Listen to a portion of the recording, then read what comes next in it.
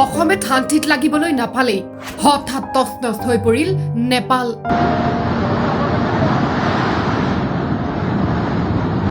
বৰ্তমানলৈকে 19 জনৰ মৃত্যু নিশ্চিত, সন্ধানহীন শ লোক, প্ৰায় 105 ভাৰতীয়।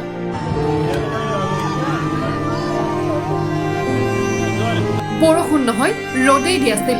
হঠাৎ তত ধৰিব নোৱাৰিলে কোনেও।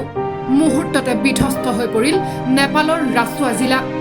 দেশজুৰি চৰ্চা লাভ কৰা অসমৰ বান পৰিস্থিতি এতিয়াও হোৱা নাই সম্পূৰ্ণৰূপে সুস্থিৰ।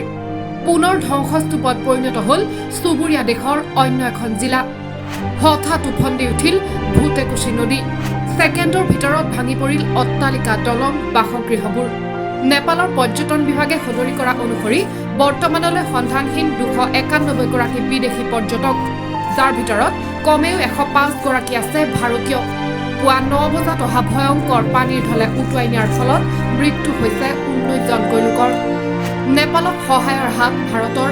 প্ৰধানমন্ত্ৰী বলেন্দ্ৰ শ্বাহক সহায়ৰ আশ্বাস প্ৰধানমন্ত্ৰী নৰেন্দ্ৰ মোদীৰ। ইতিমধ্যে সাহায্য সামগ্ৰী প্ৰেৰণৰ যোগাৰ ভাৰতৰ। নেপালৰ বাবে প্ৰাৰ্থনা সমগ্ৰ ভাৰতবাসীৰ। প্ৰকৃতিৰ ৰুদ্ৰ ৰূপৰ ওচৰত অসহায় মানুহ। এই ধ্বংসলীলাৰ সৈতে মোকাবিলা কৰাৰ বাহিৰে নিৰুপায় সকলো।